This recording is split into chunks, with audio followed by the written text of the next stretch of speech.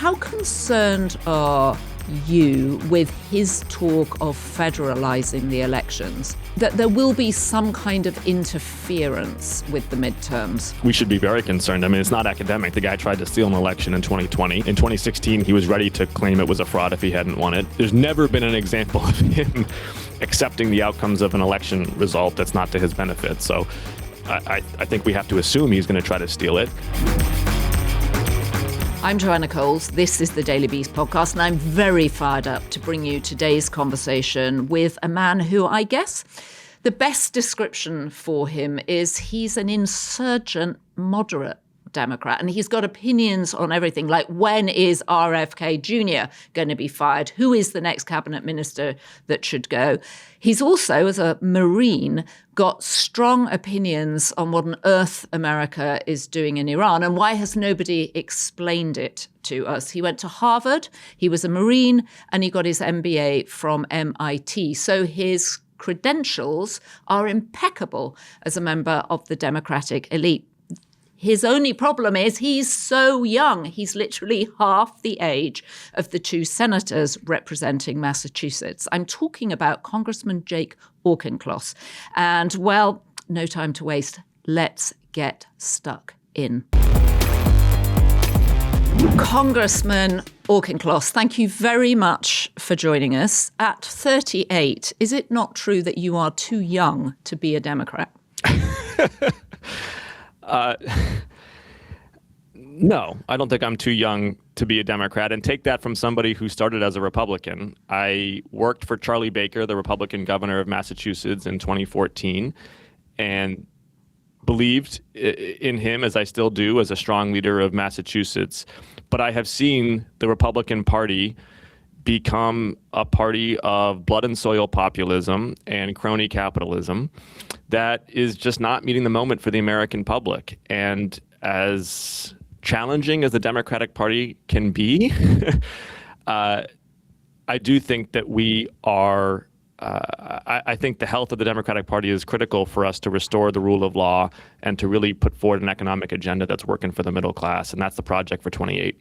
But you're literally speaking from a state where both senators are in their late 70s. And in fact, I think Ed Markey will be 80 when he goes into the Senate for his next term.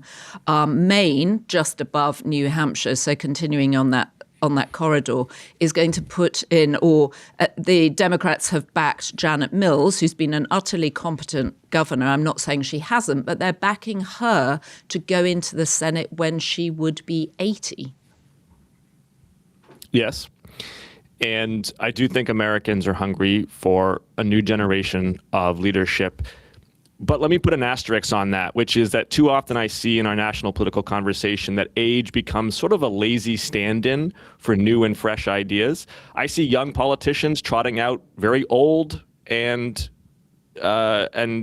demonstrably bad ideas, and I see older politicians arguing for fresh approaches. So I don't want to take the complacent path of just ascribing the age of your ideas to the age of the individual. I do think it's incumbent upon those of us who are the rising generation of Democratic leaders to not just be younger, but to actually have fresh ideas. And that's really been a big part of my approach with my Substack, Simple But Not Easy, is trying to say, hey, I know you're mad about what the president did this week. Here's what Democrats could do differently and better. Okay, well, let's come on to the Democrats in a moment. But before that, I wanted to ask you about the most pressing issue at the moment, which is obviously the bombing strikes on Iran. Do you understand why America is doing this? No. I would say that there is an area of clarity and there's an area of confusion. The area of clarity is the Constitution. The president does not have the authority to start this war. That is crystal clear from the pen of James Madison through all of the interpretations of the War Powers Act. There was no imminent threat to the U.S. homeland, and he cannot launch these hostilities without congressional authorization. Where there is confusion is on the strategic endgame here. And before the bomb started dropping, I laid forward two core strategic interests I thought the United States had. One was air supremacy in the Middle East. I do think that's within our security interest as a country to retain air supremacy. Iran can't rain down terror with ballistic missiles or nuclear weapons or proxy rocket fire. And the second is a broad policy of mutual non-interference, which is to say to Iran, hey, you can rejoin the community of nations. We're not asking you to be a warm friend to the United States. We're asking you to stop funding terrorists in Syria and Iraq and Lebanon and Gaza, and to just pursue the best interests of the Iranian people.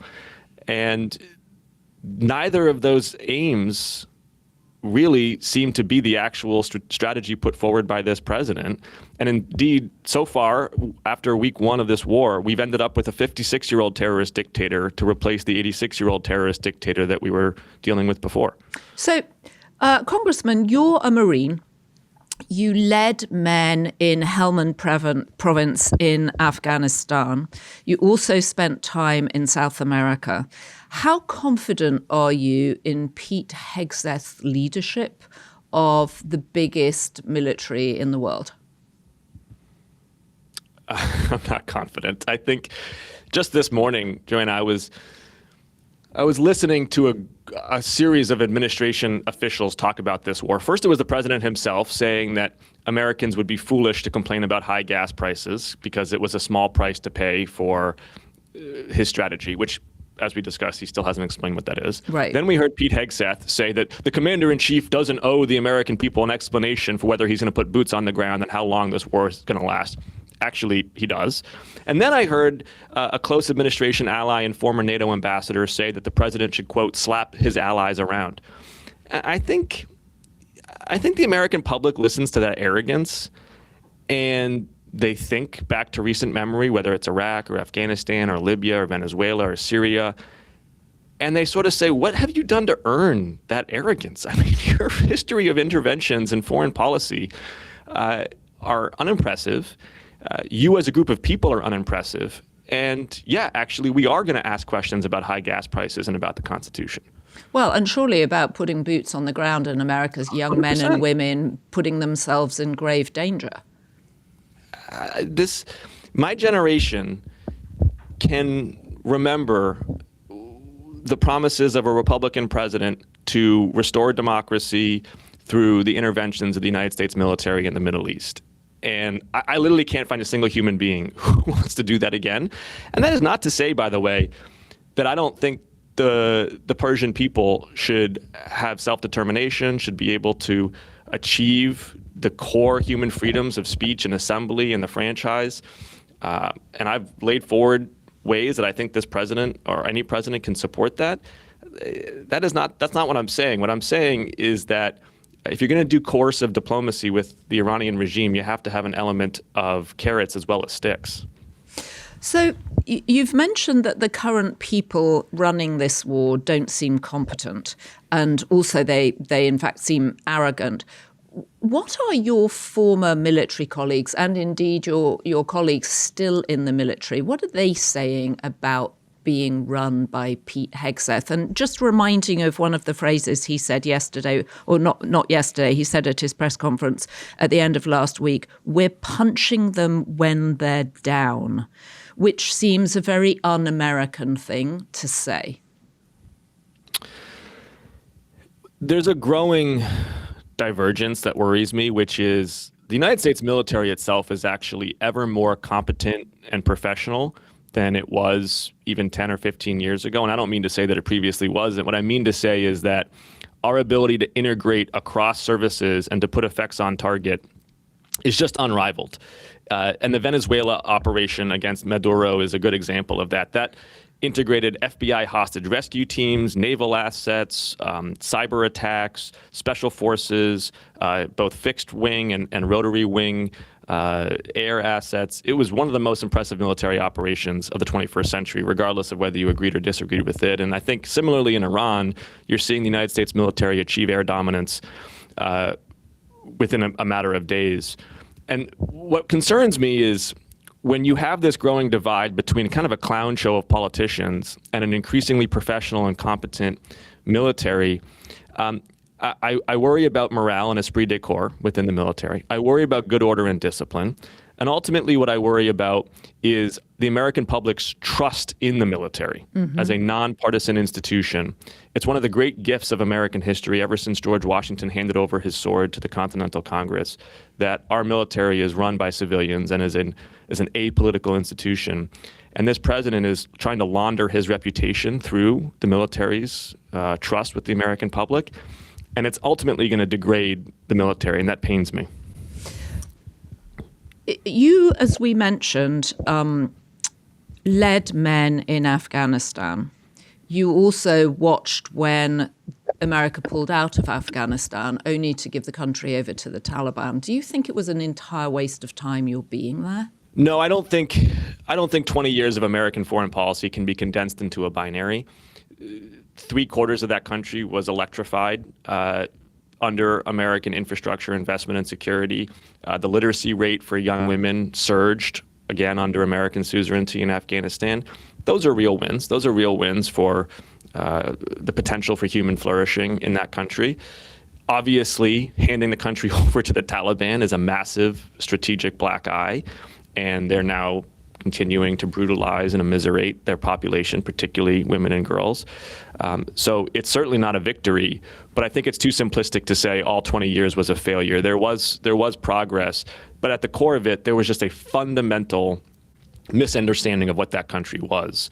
That country is not a nation state run out of Kabul. That country is a patchwork of different ethnic tribes, the Pashtun, the Tajiks, the Uzbeks, and we never could grok it, and never were going to be able to grok it. And it's just an example of what happens when you try to shoot your way towards a political endgame. You can't do it. You need, as Clausewitz said, all war is an extension of politics by other means. You got to do the politics, and boy, this country is bad at doing the politics. And Joe Biden, president at the time, took the flak for that. I know it was Donald Trump's plan to pull out of Afghanistan. Do you think that one of the problems with the disastrous withdrawal from Afghanistan is what's also led to Trump determined to show off and drop as many bombs as he can over Iran? Because America needs a victory in foreign affairs, in foreign policy. I'm not sure I can map out the psychodrama inside Trump's brain. I think the more direct line is probably from Venezuela to Iran. I think that Maduro operation, again, a military success. I think you'd be hard-pressed to argue otherwise. I mean, an impressive achievement to capture Maduro in that manner. And I think Donald Trump basically was like, we decapitated one regime, why not decapitate another? And the problem there is Iran's a country of 90 million people with a restive Kurdish population and a significant apparatus of repression. And it just, you can't drag and drop one approach to the other. So if you were a betting man, what would you think the outcome is going to be in Iran? Well, I mean, I'm a member of Congress. I don't want to be a betting man. I want to be involved in the deliberations and strategy setting for what happens in Iran. And that's, I think, what the American people are owed is I do town halls across my district, and I get questions, and I am responsible for my voice and vote to my constituents. And they deserve to have me involved in setting forward a strategy for Iran. And it's not just because of the constitutional imperative. It's also because we make better strategy that way. Republicans and Democrats, both. You see this with Taiwan, you see this with NATO, you see this with Ireland, for example. When Congress has put forward some bipartisan ballast in the ship of state, where, for example, we got behind the Taiwan Relations Act in the 1970s, we got behind the Good Friday Agreement in the 1990s, we've always been behind NATO funding in a bipartisan way. When we do that, you create some certainty and some guardrails around presidential action that just creates better strategy. We've never had that for Iran. And by the way, that's both parties' fault. Both presidents of both parties have done a bad job of this, Jimmy Carter onwards. And we've never had a bipartisan approach to Iran, and we could. And now would be a super great time to do that. Okay, so if you're involved in it, and I totally take your point, of course Congress should be involved in it, and constitutionally it should be involved in it. What do you think would be an end game for Iran now, given that they've just put in the son of the former Khamenei, who's by all accounts just as brutal as his father? Oh, worse. He's personally implicated in the murder and torture of tens of thousands of Iranians and is even more beholden to the militia and IRGC extremists and has even less popular legitimacy. He's likely to race for nuclear capacity. So what it would start with for me is doing what I was trained to do as an infantry officer, which is you turn around the map. It's easy to think about what Washington wants. What's more interesting, what's more fruitful, is to put yourself in Tehran and imagine that you're a moderate senior politician who is trying to navigate your way to be the successor to the Ayatollah. Either the last Ayatollah or this one when he gets killed, which frankly is more likely than not at this point. What do you need to be able to convince the various factions of Iranian political life that the moderate path can bear fruit? And I think you need a couple of things. You need to be able to point to Washington and say, there actually is bipartisan support for us to rejoin the community of nations. That means dropping the sanctions. That means dropping the economic punishment if we do a couple of reasonable things. One, we have got to agree to some kind of inspections on a nuclear program. Maybe we can even still have a civilian element of it, but we got to have inspections. Two, we've got to dial back and fully cease funding of proxy terror groups. And if we do those two things, our water shortages in Tehran will stop, and the inflation can be handled. And I can point to that roadmap and I can try to make the case, because right now what's happening is there's no case to be made, and so the IRGC has just grabbed control of all political levers because they're able to say within their political system, you see, we told you, you can't deal with these people, you got to just double down on terrorism. And do you think the continued bombing raids are going to lead to that place where moderate Iranian politicians could be thinking that? That's the bet the administration is taking, that they can bomb their way to a moderate path forward. I don't see it. I mean, the fundamental strategic reality right now is that America is dominant in the sky. That is true. And the IRGC is dominant on the ground. They have 1 million militiamen. They have complete control over the bureaucracy, the economy, the media of Iranian public life. And there's point me to this groundswell of individuals who are cohering into an actual opposition faction that doesn't exist. You've got the Kurds, you've got some sort of monarchists, you've got some civil society reformers, you've got the trade unionists. They're all arguing with one another. The work was not done. The spade work was not done ahead of time to actually create an opposition that could take the reins of power. At this point, the best opportunity we have is to try to get some moderate installed there who at the very least can work with Washington. Right, and who can work with that Gulf economy too, so that they're incentivized to raise money for their people and get back into a sort of functioning economy, I would have thought. Yeah, it would help if they would stop bombing the Gulf states to do that, right? Right. After the Iranian president said they wouldn't, and then they continue to do so, that was a very strong demonstration of the fact that the IRGC is firmly in control of this government right now. Right. And were people, do you think, particularly Donald Trump, do you think they were fooled by the rising up of the Iranian population earlier this year? Obviously, it was very savagely put down, thousands of people shot by their own government. But do you think that led the West to believe that the Iranian people somehow had more power than they actually do? I think that's a possibility. And this is the frustration, is there were tens of thousands of Iranians on the streets. And this president said, I have your back, and he didn't. And then they were massacred. This president had the authorization and the appropriations to surge Starlink 2.0 technology to the streets of Tehran. And just for our listeners, Starlink 1.0 basically is you have a ground transmitter and you're able to get self-service through the ground transmitter. The problem is that the IRGC is very good at jamming those transmitters. Starlink 2.0 is direct from your phone to the satellite, much harder to jam. And we have that technology. And the president failed to get it in sufficient quantity at the right places to really support the internet freedom that those protests needed.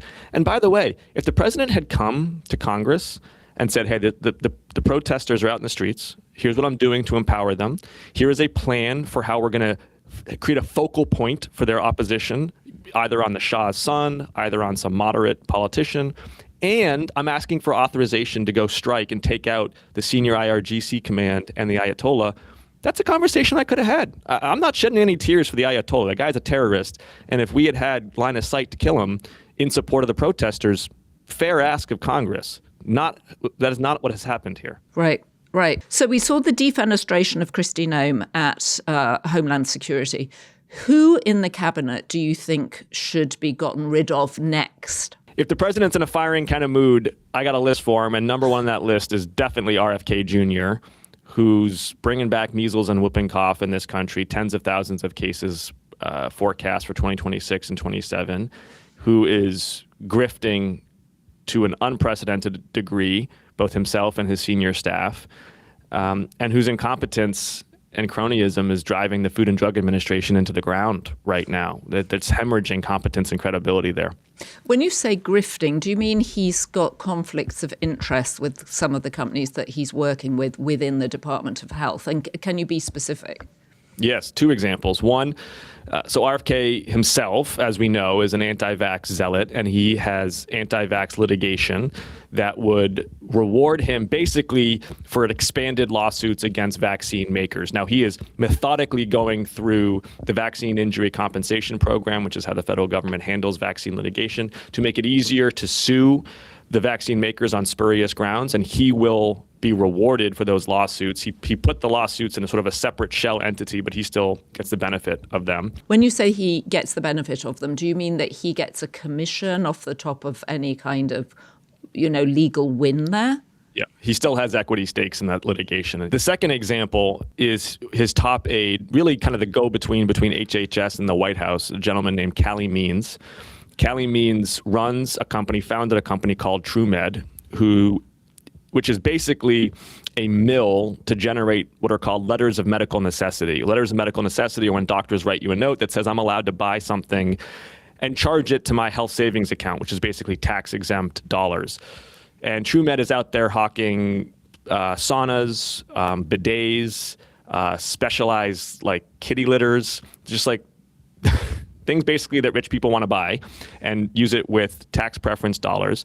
And he has been changing the rules around health savings accounts at the Health and Human Services Department to, wouldn't you know it, make it easier to do that. The valuation of his company has tripled in the last year since he's been there, and he's refusing to disclose any of his financial conflicts of interest forms as the law requires him to do. So are you able, or are the Democrats able to bring pressure on him to expose his financials? Like what are the tools available to you? I've been doing it. We've had some success. So, I won't go through all the different, letters and et cetera, but we've had some success in at least forcing him to explain his new status as a special government employee. And but the short answer is it's hard in the minority without subpoena power to fully put on display the grift and the self-dealing. Now, if we take back the gavels after November, that will happen, and both RFK Jr. and Callie Means will be front and center. There's some others, too, within HHS who have been doing well off the public purse. So the president himself seems concerned about the midterms. He said he thinks he's going to be impeached if the Democrats win the midterms. How concerned are you with his talk of federalizing the elections, that there will be some kind of interference with the midterms? We should be very concerned. I mean, it's not academic. The guy tried to steal an election in 2020. In 2016, he was ready to claim it was a fraud if he hadn't won it, right? I mean, there's never been an example of him accepting the outcomes of an election result that's not to his benefit. So I think we have to assume he's going to try to steal it. And there's two things in particular that Democrats need to do to get ahead of this. One, we should push for passage of the Bevins Act, which is basically a law that would allow federal officials to be held liable in state courts for violating the United States Constitution. That would really help prevent some of his henchmen under the color of law from going to the states which administer our elections and bullying them, for those infamous find me 11,000 votes kind of thing. We allow state officials to be held liable for violating the Constitution in federal courts, but we don't do the opposite. And that's a loophole that should be closed. Number two, and I would actually argue more important and more viable even too, is we need to pre-butt his gaslighting. We know he's going to lie, right, about the election results. And so what Democrats need to do is hold a bunch of election war games this summer. And by the way, this is in the works, to show, here's the phone calls he's going to make. Here's the county clerks he's going to bully. Here's the votes he's going to try to find. Here's why he's lying. And then through both new and traditional media, inoculate the American public against those lies. This works. We've seen this work against other autocrats, right? When Joe Biden did this against Vladimir Putin in 22 before he invaded Ukraine, when he declassified intelligence to show that Putin was lying, it actually really helped shape global public opinion. We're sort of up against the same thing. We're up against this guy who's going to lie about what's right in front of people's eyes. And we just have to say it over and over and over again. He is lying, and do it before he starts lying. And how do you bring Democrats together to do that? I know that you're the chair of a sort of hybrid PAC and super PAC majority Democrats, which is, I think you've got a whole group of moderate Democrats, younger, more around your age than the age of, say, Elizabeth Warren and Ed Markey, or almost octogenarian senators in Massachusetts. How do you have those conversations? Are you all getting together physically? Are you doing it on Zoom? How does it sort of take place? And what is the urgency in those conversations? Regarding the pre-butting of the election lies, that'll happen under the auspices of the House Administration Committee. The Democrats on the House Administration Committee are the best positioned to do that. They've got jurisdiction over elections and the machinery of elections. And so they have already put together about 180 different, sort of call them like 180 rows on a spreadsheet tracking bad stuff that he's going to try to do. They are working through, the law and through public opinion to address those issues. But then this summer, early this fall, we have to do sort of a public setting of the war game as well. That's the next iteration. Now, my group, Majority Democrats, in 26, our primary goal is to win the midterms. I mean, that's our goal. House admin is going to protect the integrity of the midterms. Majority Democrats, we want to win those things. So how do you win them? I understand that Donald Trump is very low in the polls right now. But there is a clear message for the Republicans: make America great again, America first. I mean, I've talked to many people about this. Why is there no simple idea around which the Democrats can coalesce? It feels like there's a civil war going on in the Democratic Party right now between the moderates and the progressives. Why should people vote Democrat? And the really interesting thing, I think, is that people knew when Donald Trump was running again, they knew that he was a bad guy. They knew they didn't like him from before, and yet they would still rather vote for him than vote for the Democrats. Yeah. So I am not an individual who thinks that the Democrats should meet MAGA populism with a Diet Coke version of that populism. If we're as coarse as they are, if we fall back on slogans like they do, that somehow we're going to outcompete them and we're going to have a tug of war to see who can get to 50% plus one every 2 years. I don't think that's a viable path forward for the Democratic Party. I think instead we have to start by recognizing what is the core argument that MAGA is making to the American public. And the individual who has articulated that core argument is J.D. Vance. J.D. Vance, to the Republican convention in 2024, said, in describing his own family's cemetery in eastern Kentucky, that Americans like those, they won't die for an idea, but they will die for their homeland. And what he's doing is he's pointing to his blood in his soil, and he is making a blood and soil argument to the American public. And he's implicitly saying those Democrats, they don't have roots in this soil. And because they don't have roots, they bend and they break in the winds of political change. They're too weak. And I think what Democrats have to recognize is as we are going up against this blood and soil populism, our argument is different. Our argument is, actually, Mr. Vice President, Americans do fight and die for ideas, from Bunker Hill to Shiloh to Normandy to Selma. In fact, we have demonstrated that America is the greatest nation in the history of the world because we have been built upon the greatest idea in the history of the world, that the circumstances of your birth should not determine the condition of your life. And that is what the Democratic Party offers: freedom, equality of opportunity, equality under the law, because that is what is fitting a free people who believe in that core idea. Do you think you can get the progressives on side for that? Because the progressives' economic message seems to be simply tax the rich. And it feels like, well, we know the Democrats have lost the stars and stripes. They've lost the idea of patriotism. They seem very keen on just criticizing what it is to be an American.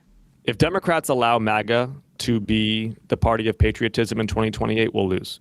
Americans are not going to vote for leaders who don't love this country. Mm-hmm. And absolutely, we need to reclaim not just the flag, but faith and family as well. And there are ways that we can do that. I think, though, that we shouldn't. I understand the approach of saying, oh, moderates and progressives in the Democratic Party, they're fighting. I think the actual opportunity to us is not to sort of have a fight between those two factions.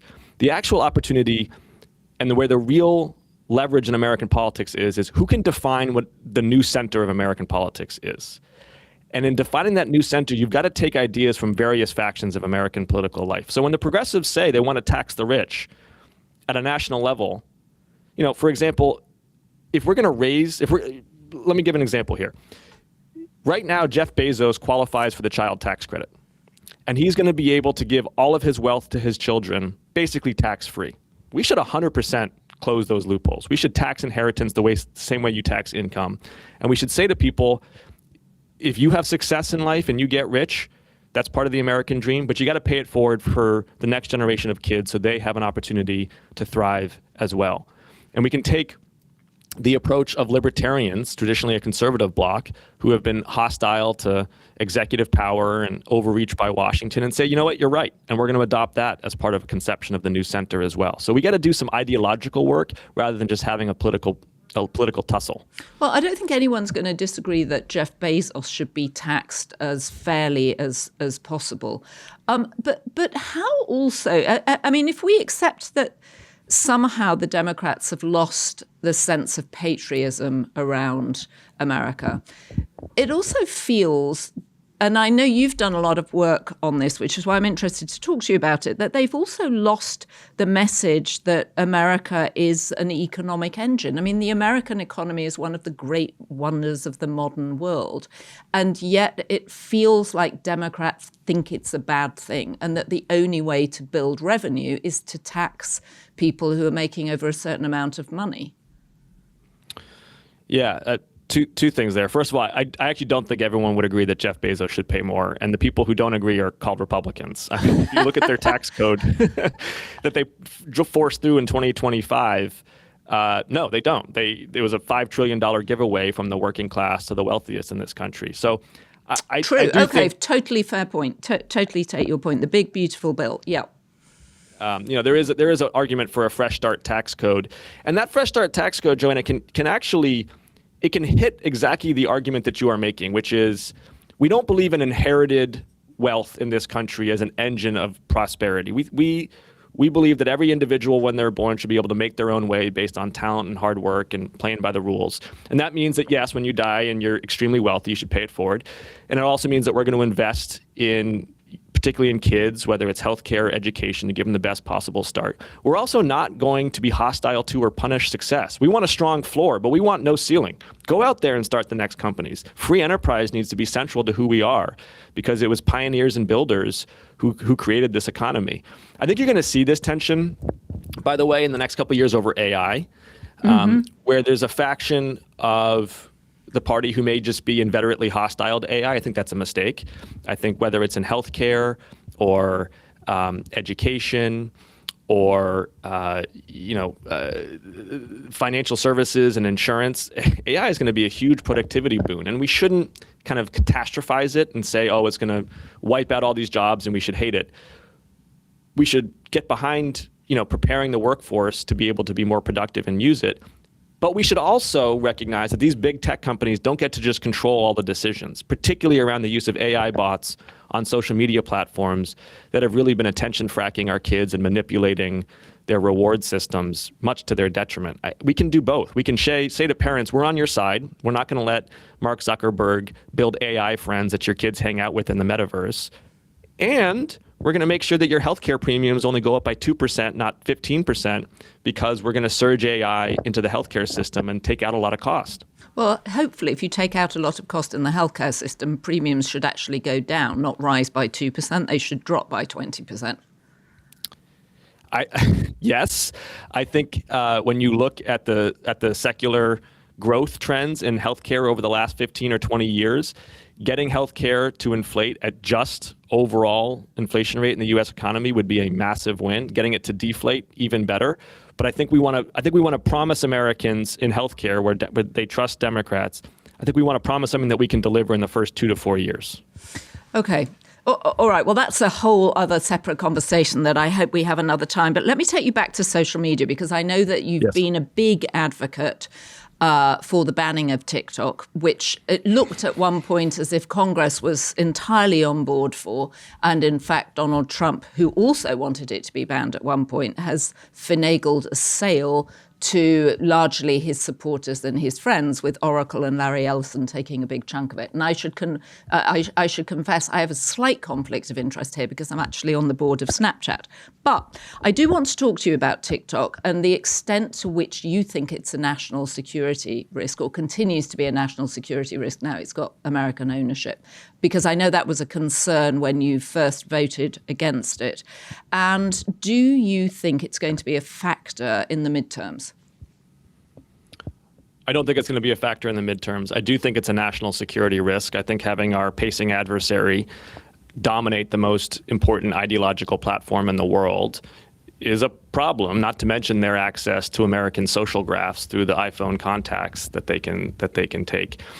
And yet, as urgent and critical as that is, it's actually not the biggest reason I was a co-lead on the TikTok bill. My central premise is that right now as a country, the three most influential gatekeepers of news, media, entertainment for our young children are the Chinese Communist Party, because of TikTok, Mark Zuckerberg, whose documentation at Meta said it was appropriate for his AI bots to have, quote, sensual conversations with 12-year-olds, and Elon Musk, whose Grok bot recently was producing one child sex abuse deepfake every 40 seconds for 11 straight days. Those are the three individuals who are in charge of what our children see and how their sense of self in society is formed. That is a problem. That's not even a national security issue. That's just about who we are as a country. And we have to take back control from these digital empires. And do you think that's, how do you think we go about doing that? Because that is a very complicated idea when people are worried about paying their gas prices and worried about paying their rent and have not bothered to sign up for Obamacare this year because the premiums have gone up too much. So it's actually the most resonant idea I talk about. There is no question that affordability is front and center for Americans' conception of whether their kids are going to do better than they are. But when I'm in living rooms across my district, and I'm talking about housing and healthcare and energy, people are listening. When I talk about social media and the effect of social media on our young people, they're not listening. They take over the conversation. Jake, let me tell you about my daughter. Jake, let me tell you about my son and why I'm concerned about it. Let me tell you about what I think we should be doing. The dynamic in the living room totally changes. You are right that if we did a public opinion research right now, it's hard to surface and crystallize this issue because people don't necessarily have the words for it. But this is going to be a voting issue in 2028. And you're going to see examples like the Australia model that try to keep kids off these platforms until they're 16 gain real currency in debate. Okay, well, that's incredibly sort of heartening to hear that people are engaged by it, because sometimes I worry that these ideas are too abstract to become election issues. And clearly the dominance of Elon Musk is really a remarkable development in American politics and seems very underexplored. I actually think so. I was actually just talking to the Australian Minister of Communications about what has happened with the 16-year-old age limit, and I would argue that it's actually not abstract at all. This is your kid's screen time. This is actually every night, right? And the dynamic right now is parents feel like they have to be the bad cop. Give me your phone. No, you have 30 minutes on the iPad and no more. And let me look at your settings and let me look at your text messages to see who you're texting. I talk to parents about this all the time. They're worried about who's contacting their kids, particularly their daughters, with the ability for strangers to message them.